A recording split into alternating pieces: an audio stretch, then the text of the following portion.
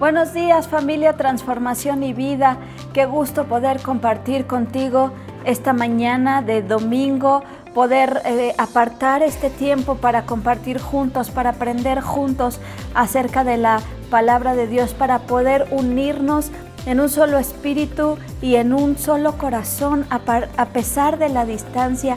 Es maravilloso ver cómo nuestro Dios ha permitido que la iglesia trascienda paredes, trascienda espacios, y es hermoso poder saber que la familia Transformación y Vida está en muchos lugares y que un momento como este nos permite conectarnos. Gracias por compartir con nosotros, gracias por apartar tiempo para estar en la presencia de Dios, para poder aprender más de Dios y cada día poder alcanzar la estatura del varón perfecto y conocer mejor el corazón de Dios para su iglesia y para nuestra vida. Bienvenido seas y prepara tu corazón, prepara tu alma y prepara tu mente para aquello que Dios tenga para hablarnos en esta mañana. Solo quiero recordarte nuestros horarios de reuniones presenciales en San Juan del Río, 10 y 11:45, Tequisquiapan, 11 de la mañana y San Francisco, 12 del día. Ojalá muy pronto podamos tenerte con nosotros aquí y disfrutar de tu presencia aquí juntos, alabando al Señor. Vamos a tomar un momento para agradecer a Dios por la oportunidad que nos da de participar en su reino a través de nuestras ofrendas, y solamente quiero leerte 2 Corintios 9:8, que dice: Dios proveerá con generosidad todo lo que necesiten, entonces siempre tendrán todo lo necesario y habrá bastante de sobra para compartir con otros. Como dicen las Escrituras, comparten con libertad y dan con generosidad a los pobres.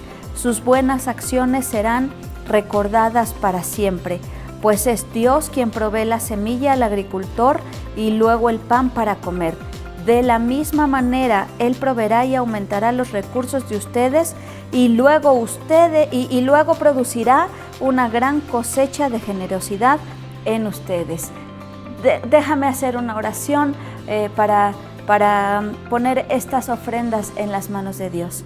Gracias te damos, Señor, por tu palabra, por estas promesas tan hermosas que nos das en tu palabra, y que yo sé y oramos en esta mañana porque sean reales en todo tu pueblo, en todo ese pueblo que hasta el día de hoy, a pesar de todas las circunstancias que nos rodean, es un pueblo que ha sido generoso, que ha tenido un corazón que ha repartido con liberalidad. Es un pueblo que se ha dispuesto para ser fiel en la entrega de ofrendas, entendiendo que no es para los hombres sino para ti. Yo te pido, Señor, que estas promesas sean reales y que tú las hagas efectivas en tu pueblo generoso. Provee y aumenta sus recursos para que puedan ellos producir una gran cosecha de generosidad. Yo sé que tú amas al dador alegre, y yo te agradezco, Señor, por todos los corazones que alegres y generosos ofrendan, Dios, para ti, para tu causa, por ti y para ti. Bendice a tu pueblo generoso y bendice estas ofrendas, Señor, y que sigan sirviendo para que la iglesia siga prosperando en palabra, siga prosperando en este mundo, en llevar el mensaje de salvación a este mundo, Dios. En el nombre de Jesús te alabamos y te agradecemos tu bondad, tu generosidad y tu fidelidad. En el nombre de Jesús, amén.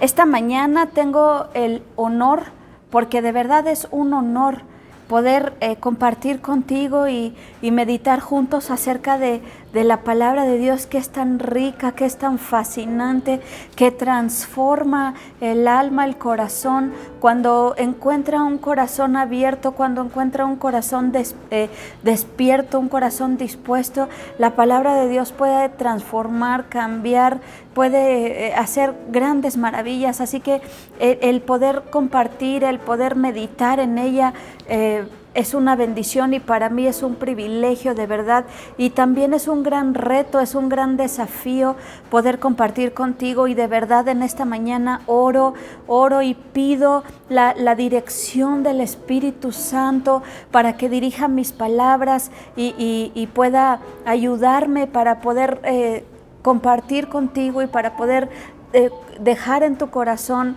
algo que pueda bendecir tu vida. Yo sé que la iglesia, Dios la ama con todo su corazón. Imagínate a qué grado que entregó a su propio Hijo por ella. La iglesia es sumamente importante para nuestro Dios, y con esa reverencia y con ese pensamiento yo quiero compartir contigo esta mañana y poder hacer que Dios me ayude a que lo que meditemos hoy pueda hacerte sentir ese amor de Dios por ti, que eres su iglesia, que eres su pueblo, que eres su hijo, su hija. Así que Dios nos dé la gracia y el Espíritu Santo nos dé la dirección para meditar en esta mañana en la palabra de nuestro Dios. Y bueno, tú sabes que hemos estado hablando acerca de la oración, de la importancia de la oración en el pueblo de Dios, en nosotros como cristianos, como seguidores de Jesús. La oración es esencial, y hemos aprendido que para un cristiano tiene que ser tan natural y además tan importante como respirar. Así que queremos seguir meditando en este punto, en este tema de la oración. Y mira, yo pensaba y yo quise compartir contigo justamente una oración que encontramos en la Biblia. La Biblia está llena de oraciones. Muchos personajes registraron, la Biblia registra la oración de muchos personajes, la oración de Nehemías, la oración de Daniel, la oración de Jesús, y también varias oraciones que hace el apóstol Pablo cuando él escribe sus cartas a las diferentes iglesias que Dios le había permitido fundar. Y justo hoy quiero que meditemos, quiero compartirte acerca de una de esas oraciones que hace Pablo por la iglesia a los Efesios, y la encontramos justamente en la carta que escribe Pablo a los Efesios, en el capítulo 3, versículos 14 al 17. Seguramente tú conoces esta oración tan fabulosa, tan hermosa, pero antes de empezar a meditar en esta oración que hace Pablo por la iglesia a los Efesios, permíteme compartirte un poquito acerca del contexto de esta carta, en qué momento, cómo es que la escribe Pablo, para que podamos tener un panorama un poquito más amplio de esta oración que hace Pablo por los Efesios. Mira, en Hechos 19 podemos encontrar la narración de cómo llega Pablo a Éfeso en su tercer viaje misionero y pasa 3 años ahí. Era una iglesia especial para Pablo, porque fue en una de las que pasó más tiempo. Y Éfeso era una ciudad muy grande, era epicentro de los dioses griegos y romanos. Pero a pesar de todo eso y a pesar de tremenda oposición por la idolatría, muchas personas se convirtieron a Jesús gracias al ministerio de Pablo. Y la carta a los Efesios fue escrita desde la cárcel. Pablo la escribe prisionero en cárcel, y por lo cual eso la hace una carta muy especial, ¿verdad? Y no fue escrita a una sola iglesia local, sino que en Efesios había un grupo de iglesias, y entonces Pablo envía esta carta con la intención de que pueda ser leída en todas las iglesias que se encontraban en esta zona geográfica. Y ese era el deseo de Pablo, que todos ellos conocieran primeramente el cariño que Pablo tenía por ellos, y cómo desde la cárcel, aunque estaba el preso, se preocupaba por su bienestar y por su crecimiento espiritual. Entonces, en esta carta, Pablo se encarga, número uno, de proclamar a Cristo. Vamos a ver muchas veces, si tú tienes tiempo, ojalá tengas tiempo de meditar en esta carta, es muy chiquita, muy cortita. Él una y otra vez, él exalta a Cristo como la cabeza del universo, como Dios puso todo debajo de sus pies y además lo pone como cabeza para la iglesia. Pablo enfatiza mucho a la iglesia en esta carta. Hace mucho énfasis del evangelio, de la obra de Jesucristo en nosotros. Lo menciona una y otra vez, reiteradamente. Él menciona y quiere que sus hermanos en Éfeso puedan entender quiénes son, su nueva identidad en Cristo Jesús, y además que puedan entender todos los recursos que ellos y ahora nosotros, que también podemos leer esta carta, tenemos a través de parte de Dios para poder vivir una vida digna del llamamiento que recibimos. Él habla mucho de este llamamiento que Jesús nos hace y cómo este llamamiento y nuestro encuentro con el evangelio tiene que afectar nuestra vida en todos los aspectos, viviendo como lo que ya soy. Pablo habla mucho de esto, de quién soy ahora en Cristo Jesús. Además, él habla mucho de la predestinación, habla mucho de cómo Jesús nos escogió, inclusive antes de la fundación del mundo. Y mira, en esta carta, además de los temas que ya te estoy compartiendo, Pablo hace 2 oraciones. Él expresa en su carta 2 oraciones que hace por la iglesia de Éfeso. La primera está en el capítulo 1, versículo 15, y la segunda es justo esta de la que vamos a meditar en esta mañana. Y si me permites, voy a hacer lectura de esta oración que encontramos en el capítulo 3 de la carta a los Efesios, versículos 14 al 21. La voy a leer en la Reina Valera contemporánea. Y dice la Biblia: por eso yo me arrodillo delante del Padre de nuestro Señor Jesucristo, de quien recibe su nombre toda la familia en los cielos y en la tierra, para que por su Espíritu y conforme a las riquezas de su gloria los fortalezca interiormente con poder, para que por la fe Cristo habite en sus corazones y para que arraigados y cimentados en amor sean ustedes plenamente capaces de comprender con todos los santos cuál es la anchura, la longitud, la profundidad y la altura del amor de Cristo. En fin, que conozcan ese amor que excede a todo conocimiento, para que sean llenos de toda la plenitud de Dios. Y aquel que es poderoso para hacer que todas las cosas excedan a lo que pedimos o entendemos, según el poder que actúa en nosotros, a Él sea dada la gloria en la iglesia en Cristo Jesús, por todas las generaciones, por los siglos de los siglos. Amén. Mira, esta oración es tremenda.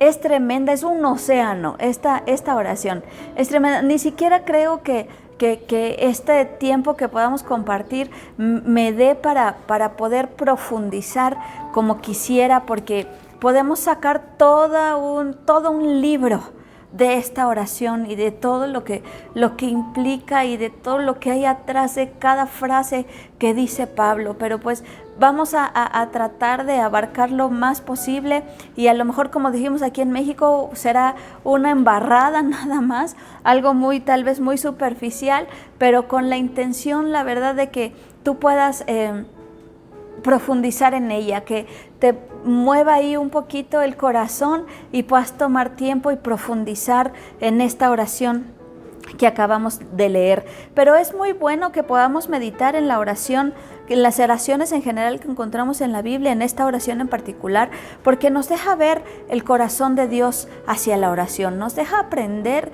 lo que Dios quisiera escuchar en nuestras oraciones, ver lo que Dios quiere que sea nuestro corazón cuando oramos. A veces oramos por tantas cosas, pero una oración como esta nos da una dirección acerca de cómo orar, acerca de qué pedir cuando nos acercamos al Padre Celestial. El corazón de Pablo por la iglesia, lo que Dios desea ver en su iglesia, lo que Dios desea ver en nosotros como sus hijos, y que además pueda ser el deseo de nuestro corazón, que pueda ser que lo que Él quiere lo queramos nosotros también, y que por lo tanto eso incluya o eso esté incluido más bien en nuestras oraciones. Entonces es una oración, mira, esta es una oración en la que aparentemente hay muchos puntos específicos, hay peticiones concretas, los cuales expresa Pablo en esta oración, pero realmente cada uno de ellos está tan interconectado que es difícil, o para mí fue difícil poder estudiarlos de manera independiente. Así que vamos a encontrar cómo todos ellos se relacionan entre sí. Y bueno, vamos a empezar analizando la introducción de Pablo a esta oración. Y si observas en el versículo 14, él dice: por esta causa doblo mis rodillas, por esto doblo mis rodillas. Y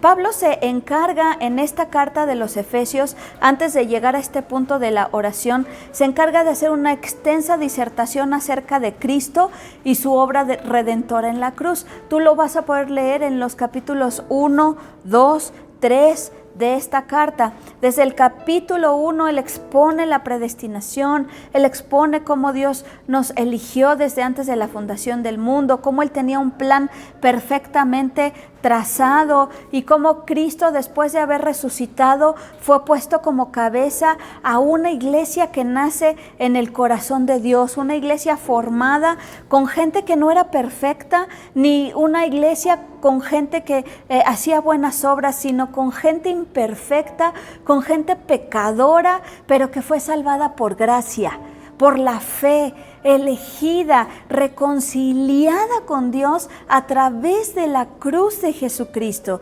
Pablo expresa cómo nosotros los gentiles, aquellos que no pertenecíamos al pueblo judío, también tuvimos esta oportunidad y también estuvimos presentes en el corazón de Dios. Dios puso sus ojos de amor sobre nosotros. Los efesios eran gentiles también.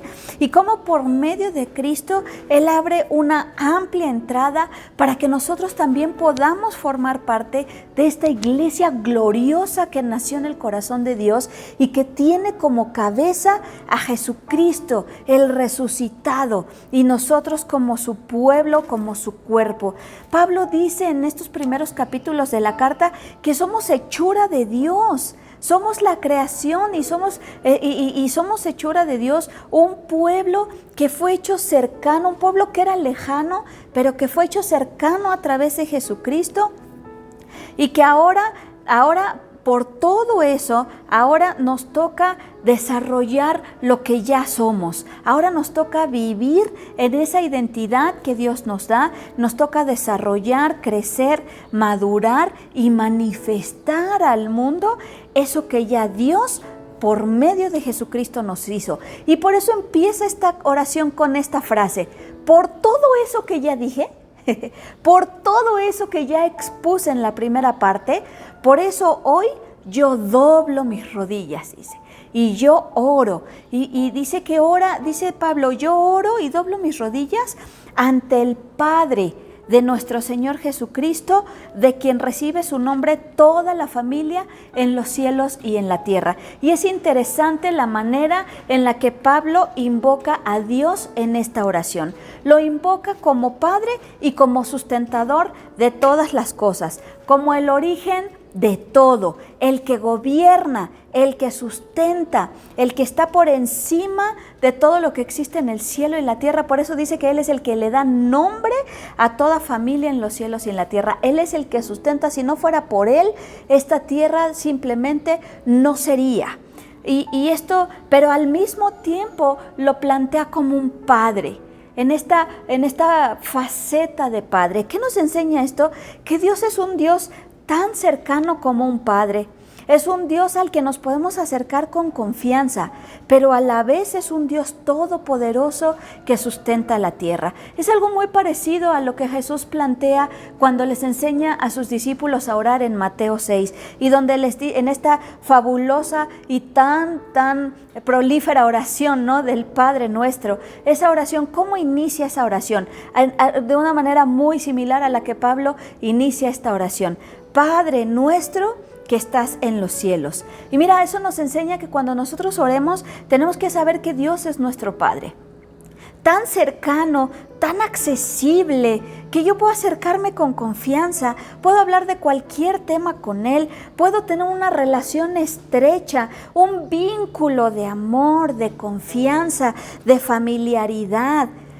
Puedo tener todo eso con Dios cuando yo oro. A veces somos tan sobrios en nuestra oración, pero nuestra oración tiene que ser en ese vínculo de familiaridad y de amor que tenemos con el Padre, pero al mismo tiempo sin perder de vista que Dios es un Dios poderoso que sustenta, que le da nombre a todo lo que existe. Puedo tener una familiaridad con Él, pero no irrespetarlo, no abusar o no exigir. Como hoy en día muchos hijos llegan con sus padres y dame, quiero. No, porque este Padre nuestro es nada más y nada menos que el Dios soberano que está en los cielos y que gobierna, y es el Rey de reyes, el Señor de señores. Entonces es una dualidad tan fabulosa porque es un Padre tan cercano, tan accesible, tan amoroso, pero a la vez es un Dios tan poderoso, es un Dios tan soberano, y Él es el Rey de todas las cosas. Y con esa mentalidad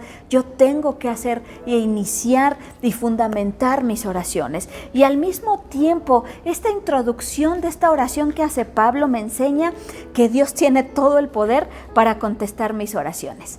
Nada es imposible para Él. Él es el soberano, Él sustenta la tierra, por Él existimos. Él dice que Él le dio nombre a todas las familias en el cielo y en la tierra. No hay nada imposible para Él. ¿Qué puede ser imposible para nuestro Dios? Con esa confianza yo puedo orar.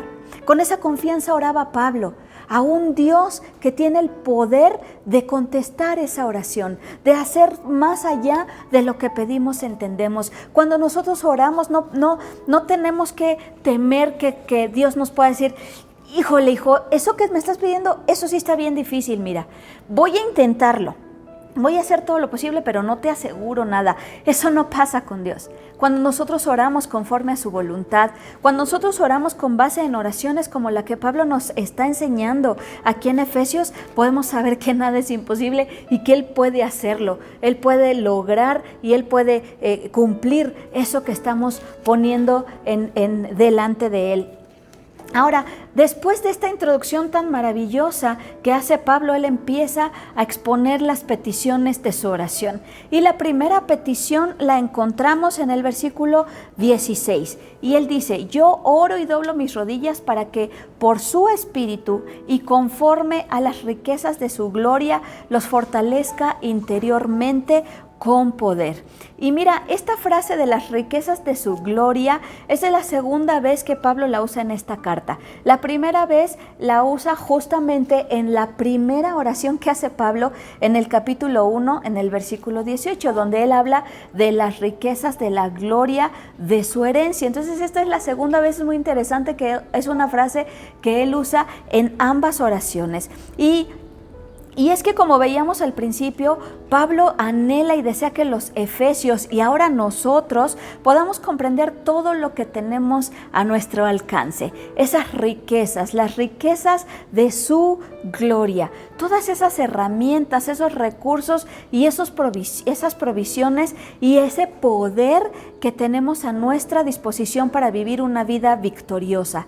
Recordemos que la meta de Pablo en esta carta es que los creyentes entiendan lo que son en Cristo Jesús, que entiendan quiénes son, que entiendan lo que tienen a través de Cristo, por Cristo, y que para que esa convicción de lo que ellos son los lleve a vivir una vida a la altura del llamamiento que recibieron de parte de Dios. Y por eso, ora que seamos fortalecidos con poder conforme a las riquezas de su gloria. Y mira, yo escuché este ejemplo, esta ilustración para que entendamos mejor esta frase de ser fortalecidos conforme a las riquezas de su gloria. Fue una ilustración muy interesante. Y decía, si un multimillonario te invita a comer a un restaurante y te dice, oye, quiero que ordenes, quiero que pidas conforme a mis riquezas, en la medida de mis riquezas. Tú sabes que es un multimillonario, que es un empresario que recibe miles y miles de pesos diarios. Te está invitando a un restaurante y te está diciendo, pide lo que quieras en la medida de mis riquezas, no en la medida de las tuyas, en la medida de mis riquezas. ¿Qué pedirías, hermano? ¿Qué ordenarías? ¿Un platito de frijoles? ¿Pedirías unos molletitos? Yo creo que no. Yo creo que si este multimillonario me está diciendo, pide conforme a mis riquezas, yo voy a pedir un corte de esos de carne gruesota, así gordota, de los más caros del restaurante, con una bebida exótica, de esas que cuestan más que lo que gano en una semana a lo mejor, porque nos está dando carta abierta. Y seríamos muy pues no sé, muy limitados si dijéramos, pues tráiganme un platito de frijoles refritos con totopos. No, vamos a pedir conforme o en la medida de sus riquezas, porque eso es lo que nos está ofreciendo. Eso es, y porque sabemos que tiene las posibilidades para concedernos eso. Entonces eso es lo que Pablo oraba, y así oraba y decía que seamos fuertes para ser victoriosos, pero porque sabemos y conocemos las riquezas de nuestro Dios. Conocemos sus recursos, conocemos todo lo que Él nos ha otorgado justo para vivir esa vida vencedora. Yo no tengo que vivir una vida miserable espiritualmente hablando. Aguas, te estoy hablando de una vida espiritual. No te estoy hablando de riquezas terrenales, que Dios las tiene también en sus manos, pero te estoy hablando de una vida espiritual. Yo no tengo que vivir una vida miserable espiritualmente hablando, luchando contra el pecado, arrastrando la toalla, como decimos comúnmente así, que te pregunten cómo te sientes, cómo estás, pues ay, más o menos, pues ay, voy llevándola, luchando aquí, batallando contra la carne, batallando contra el pecado. No, hermano, nuestra vida está llamada a ser una vida victoriosa porque tenemos los recursos de las riquezas de la gloria de Dios. Fortalecidos, que podamos contestar eso, estoy fortalecido.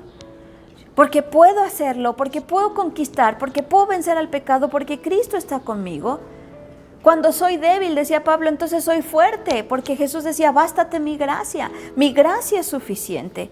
Yo puedo decirle no al pecado, yo puedo decirle sí a Dios, puedo avanzar, puedo crecer, porque su Espíritu me fortalece. Y Pablo oraba y decía, Señor, hazlos entender que con el poder del Espíritu que habita en ellos y en la medida de las riquezas de nuestro Dios, ellos pueden ser fuertes, pueden estar fortalecidos. Y oraba Pablo y ahora nos toca orar, Señor, ayúdame a entender esas riquezas que tengo y que tú me das todos esos recursos para vivir en una fortaleza, en una victoria, en una conquista constante ante esos retos que la vida espiritual nos pone enfrente. Nosotros podemos, no por nosotros, sino por el Espíritu que vive en nosotros y por Cristo que nos fortalece y que pone a nuestra disposición las riquezas de su gloria.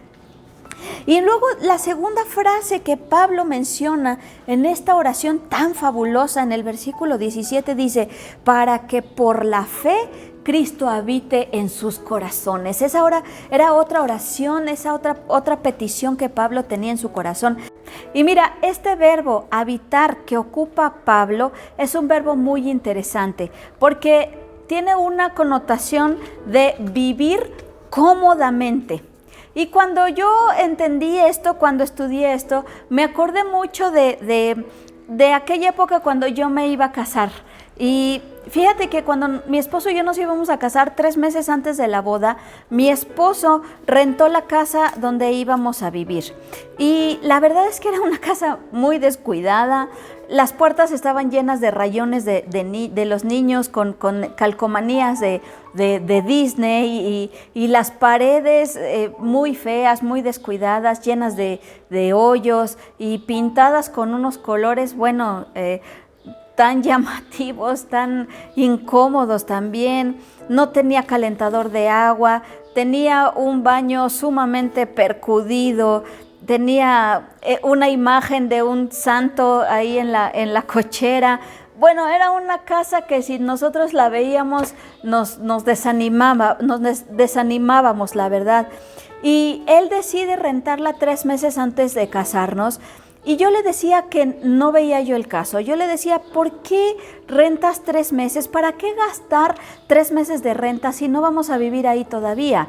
Entonces, ¿para qué gastar dinero con tanto tiempo de anticipación? Y su respuesta fue, yo quiero ir preparando la casa. Yo quiero ir trabajando en la casa porque el día que yo me mude a esa casa, yo quiero sentirme como en mi hogar. Yo quiero acostarme en mi cama, decía él, y sentirme cómodo, sentirme en casa. Yo quiero, entonces él empezó a pintar paredes, empezó a pintar las puertas, los techos, tapamos esa imagen que estaba en la cochera, compramos un calentador para la casa, limpiamos a profundidad, quitamos muchos aromas que la casa tenía, lavamos en serio a conciencia.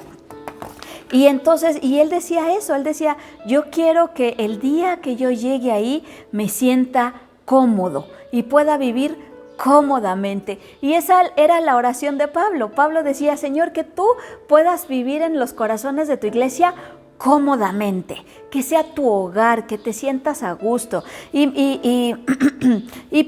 Para lograr eso, seguramente Jesús tenga que hacer ajustes en nuestro corazón. Seguramente Él va a tener que llegar a pintar paredes, va a tener que llegar a acomodar los muebles como a Él le gusten. Seguramente va a tener que sacar cosas de nuestro corazón que realmente no le gustan, que no le agradan. Y va a tener que lavar a conciencia, va a tener que lavar con profundidad. Y entonces Él va a vivir cómodamente en nuestro corazón y va a sentir que nuestro corazón es su hogar. Y esa tiene que ser una oración que, igual que Pablo, tengamos nosotros. Señor, que puedas hacer lo que tú consideres necesario para que mi corazón sea un lugar en el que tú te sientas cómodo. Quita, mueve, pon, agrega, cambia, limpia. Mira, aquí está el corazón tal y como está. Tal y como está, yo te lo entrego y me pongo dócil para que tú puedas venir y transformar todo lo que hay en mi corazón a tu gusto, a tu manera, de tal manera que te sea agradable, que te sea feliz, que esa pueda ser una oración constante en nuestro corazón, hermano. Señor, aquí está mi corazón, quiero que vivas a gusto ahí, y si tienes que quitar, quita, si tienes que sacar, saca, si tienes que agregar, agrega, si tienes que cambiar muchas mentalidades en mi corazón, adelante. Yo quiero que tú habites, quiero que tú te sientas cómodo en mi corazón. Y luego empieza una petición tras otra de Pablo, tan llenas de profundidad que es tan complicado separarlas. Así que voy a leer los versículos seguidos y vamos a tratar de meditar en ellos.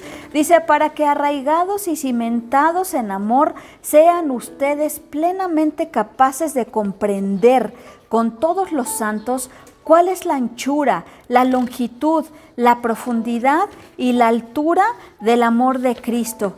Y después dice, y que conozcan ese amor que excede a todo conocimiento, para que sean llenos de toda la plenitud de Dios. Y mira, hay una palabra que se repite una y otra vez en esta serie de peticiones. Amor, amor, amor. Pablo apela al amor en esta oración. Y empieza él diciendo, arraigados y cimentados en amor, arraigados como un árbol fuertemente enraizado que no puede ser derribado con facilidad.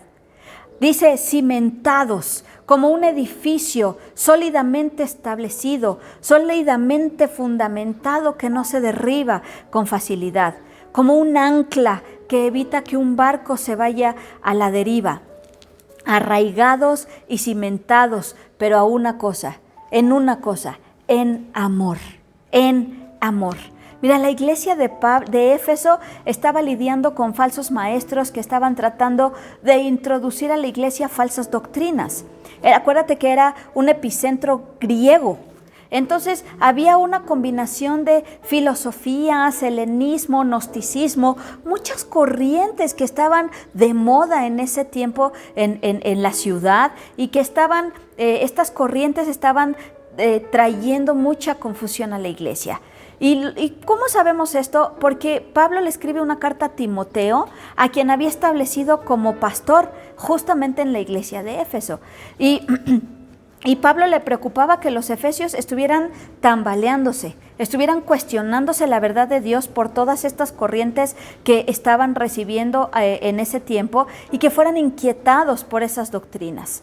Y que empezaran a cuestionarse si la Biblia era la verdad, si lo que Pablo y Timoteo les enseñaban era verdad, o si valía la pena seguir a Jesús, o si no, más bien sería una manipulación de parte de ellos, o si todas estas nuevas doctrinas, estas corrientes, a lo mejor sonaban mucho más atractivas, todo esto, ¿no? Entonces Pablo decía, no, que puedan ser arraigados y cimentados en amor, fuertes, sólidos, establecidos en amor. Y mira, cuando hablamos del amor,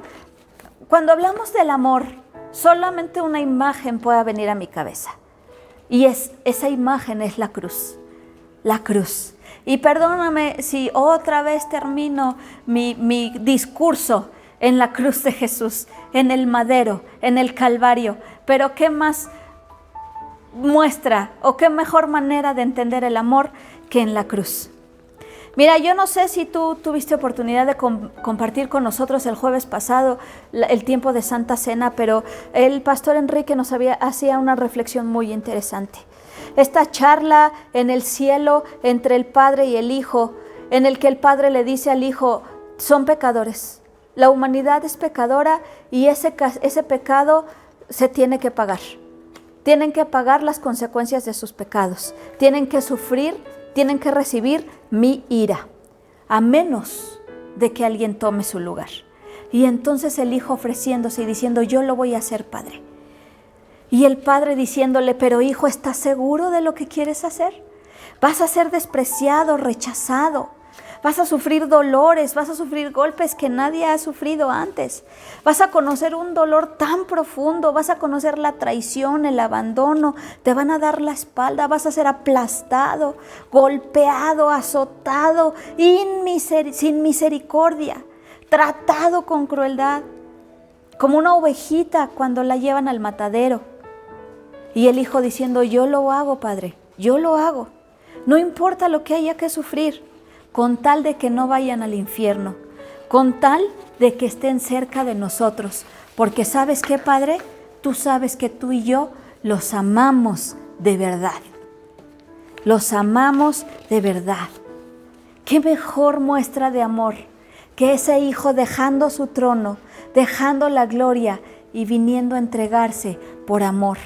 Y Pablo oraba y Pablo decía, Señor, que puedan comprender ese amor. Decía que sean plenamente capaces de comprender la anchura, la longitud, la profundidad y la altura de tu amor, y que esa comprensión de su amor los arraigue, los cimente, los fundamente de tal manera que nada los pueda mover de ahí. Que nos abrume, decía Pablo, que ese amor, el pensar en lo que Jesús hizo, los abrume. Que puedan entender el costo de su salvación. Que puedan entender lo que Él sacrificó, lo que Él sufrió, el precio que pagó. El haber estado dispuesto a decir, cueste lo que cueste, yo lo voy a hacer, porque tú, Padre, y yo los amamos de verdad. Hoy en día hay tantas corrientes, tantas ideas, tantas ofertas en este mundo, tantas atracciones, tantas distracciones. No sé si más bien en lugar de llamarlas atracciones deberíamos llamarlas distracciones. Hoy el mundo nos invita vive tu vida. Solo se vive una vez. Sé libre. Lo que importa eres tú. Puedes hacer lo que quieras, puedes lograr lo que quieras. Vive tus sueños. No dejes que nadie te limite, no dejes que nadie te dé órdenes, no dejes que nadie gobierne tu manera de pensar o tu vida. Nos enseña que la religión es para ignorantes, para retrógradas, para gente sin sueños, para gente sin visión, sin iniciativa y sin ambición. Y a veces todas estas corrientes y estas filosofías nos hacen cuestionarnos si vale la pena seguir a Jesús. Si vale la pena todo esto de una renuncia, de una consagración, de un sacrificio, de negarnos a nosotros mismos y tomar nuestra cruz. ¿Valdrá la pena en serio? ¿Valdrá la pena ser discípulo de Jesús? ¿Valdrá la pena este llamado? ¿Será cierto que es un gran privilegio esto que nos están planteando? ¿O será una manipulación? Pablo oraba, arráigalos en tu amor. Que comprendan, decía Pablo, que comprendan ese amor. Si tan solo pudiéramos comprender quiénes éramos nosotros y quién es Dios. Comprender que no éramos nada, hermano. No teníamos nada, éramos viles, éramos basura. No merecíamos nada. El mundo nos dice que tenemos mucho valor, pero la Biblia dice que no. La Biblia dice no había nada bueno en ellos, no hay nadie que busque a Dios, no hay ni siquiera uno bueno en el mundo. Ese era comprender que ese era nuestro destino, el infierno, que toda la ira de Dios, todo eso que sufrió Jesús nos tocaba a nosotros por toda la eternidad. Entender que Dios tenía su rostro volteado contra nuestra. Dice Romanos que éramos sus enemigos. Imagínate en qué grado estábamos, hermano. Enemigos de Dios, sin esperanza ni siquiera de poder acercarnos a Él. Ni siquiera. Y Pablo decía que puedan entender eso. Decía, oraba, Señor, que puedan entender eso, que puedan entender quiénes éramos sin Cristo. Mira, tengo la oportunidad, he estado leyendo últimamente un libro de biografías de grandes cristianos. Hombres como Martín Lutero, como Juan Bunyan, como Juan Wesley, Juan Hus. Hombres que llegaron a la cárcel, hombres que sufrieron la hoguera, hombres que fueron decapitados por defender lo que ellos creían, por defender esa cruz, por defender a ese Salvador. ¿Cómo lograban esa entrega? ¿Cómo lograban un Martín Lutero estar enfrente de toda una comitiva de la iglesia de sus tiempos y que le dijeran, te tienes que retractar o te vamos, o hasta aquí llega tu vida? Y él decir, mi conciencia no me permite retractarme. Mi conciencia está ligada a la ley de Dios. ¿Cómo podían tener esa entrega? Muy fácil. Y ahora que he estado leyendo sus biografías, lo entiendo y lo veo. Mira, ellos al estudiar las escrituras recibían una convicción, una revelación tremenda de lo que ellos eran sin Cristo.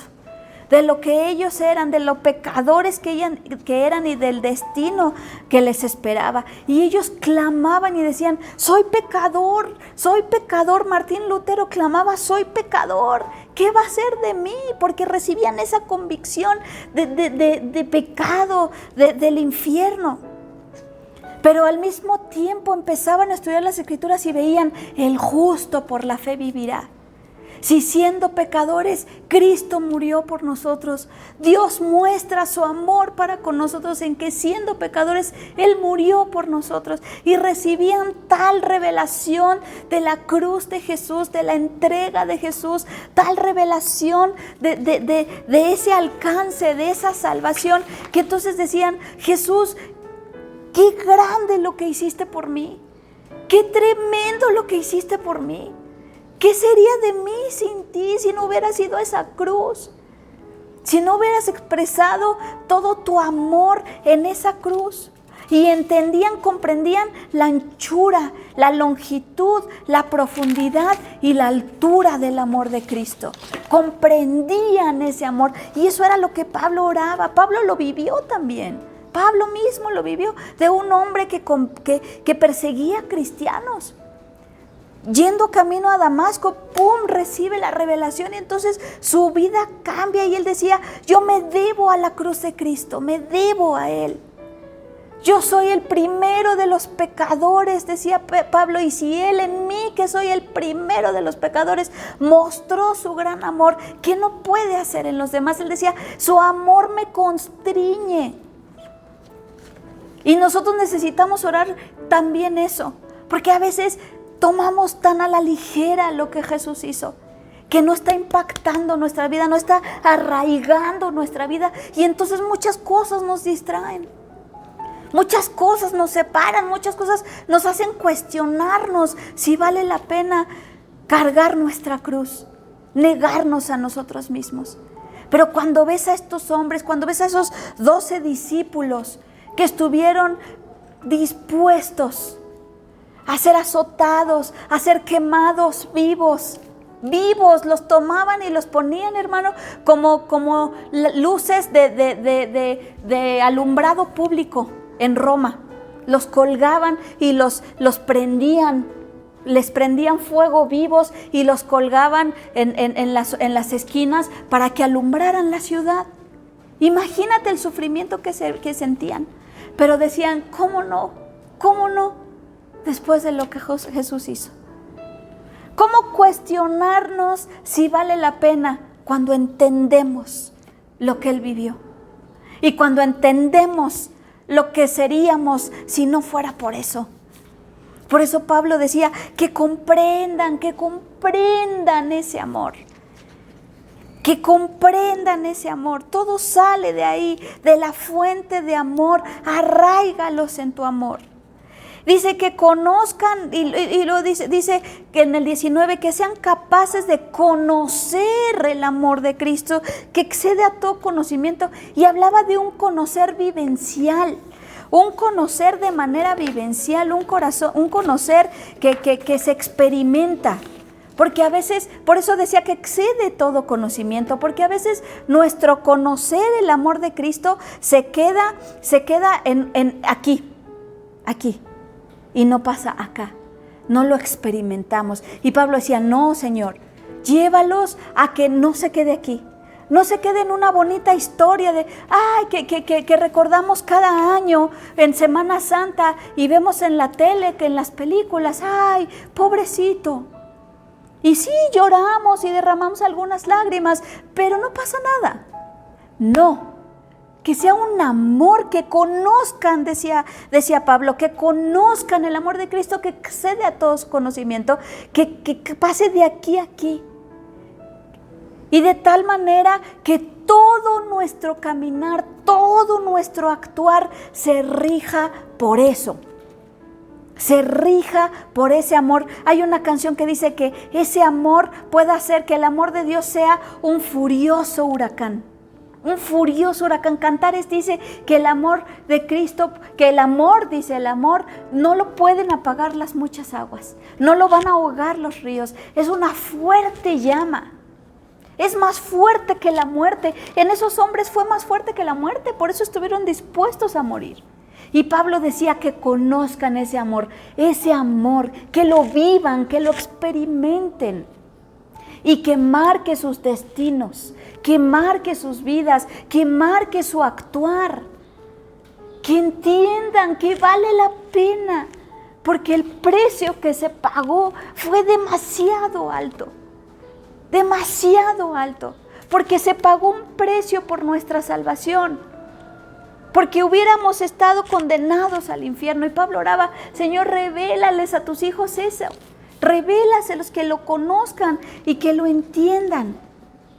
Porque ahí es donde reside todo. Ahí es donde descansa todo. Ahí.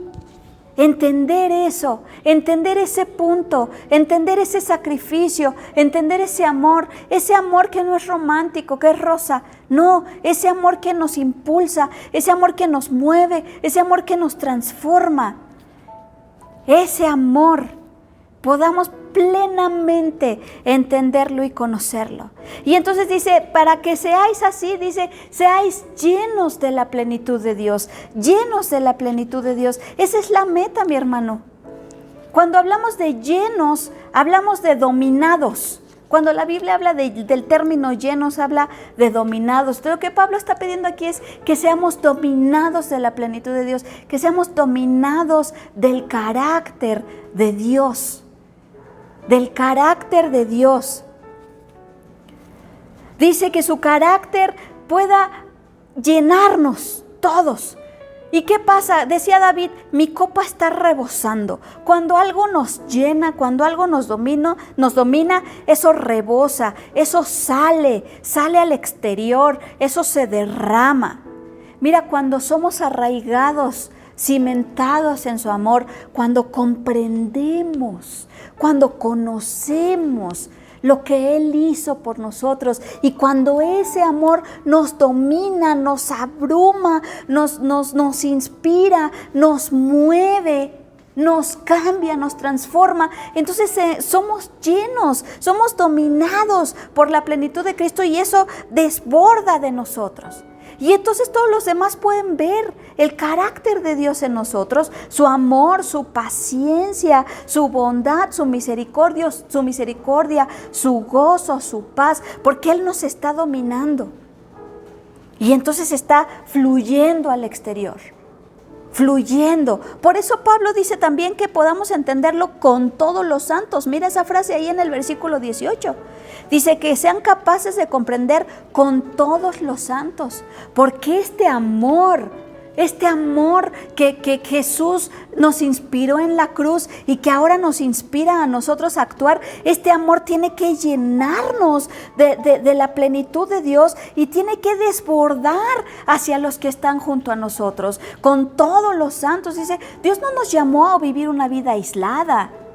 No, Dios nos llamó a que ese amor que nos absorbe, ese amor que nos inunda, ese amor que sentimos por nuestro Salvador que dio su vida por nosotros, pueda brotar, pueda estar tan lleno nuestro corazón de eso en nuestra vida, que brote y que entonces salpique a todos los santos que están con nosotros.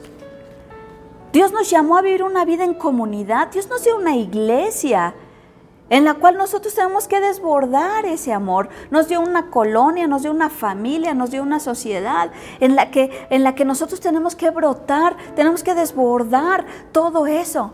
Pero todo parte de una cosa, hermano, de comprender el amor de Jesús.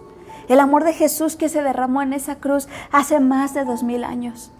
Ese momento en el que Jesús decide dejar el trono, dejar la gloria, convertirse en lo más vil que existe, convertirse en lo peor y decir, lo hago porque los amo, porque están perdidos sin eso. Hermano, entendamos que sin eso estábamos perdidos, hermano, perdidos. Y que entonces a la hora que Jesús entrega su vida, derrama cada gota de sangre, entonces cambia el destino de nuestra vida. Le debemos nuestra vida a Él, hermano. Así de fácil. Le debemos la vida a Jesús. ¿Por qué seguimos viviendo para nosotros si le debemos la vida a Jesús? Vida por vida. Él murió. Uno de los hombres que leí, de los hombres, Juan Bunyan, si no me equivoco, decía, tengo una sentencia de muerte sobre mí. Y no lo decía de él, Pablo lo dice también en una de sus cartas, tenemos sentencia de muerte sobre nosotros. ¿Por qué sentencia de muerte? Porque ya no vivimos para nosotros, vivimos para Él. Que podamos vivir así, hermano, vivir muriendo para nosotros mismos, para vivir para Él. Y entonces, ¿pero por qué? Porque he entendido tan claramente lo que Jesús hizo, que no puedo darle menos, no puedo ofrecerle menos. Tengo que ofrecerle todo a Él. Y entonces eso me va a llenar, decía Pablo. Entonces esa plenitud los va a llenar, llenos de la plenitud de Cristo. Los va a llenar ese amor, los va a inspirar de tal manera que van a salpicar a todos los santos, como decía. Que puedan conocer con todos los santos. En esa comunidad, en esa iglesia, todos, imagínate en la iglesia, todos fluyendo en el amor de Jesús.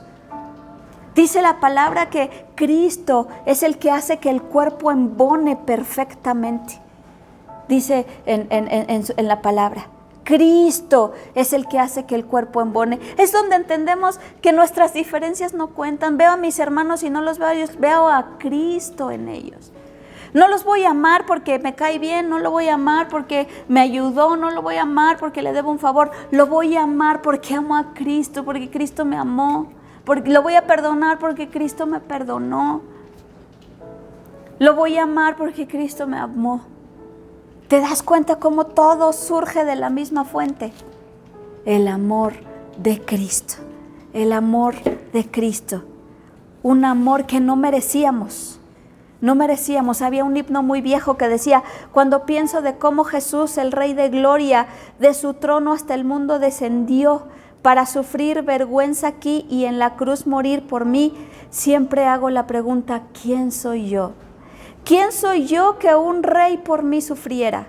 ¿Quién soy yo que este rey por mí muriera? ¿Hay respuesta? No, porque Él me amó hasta morir en el Calvario.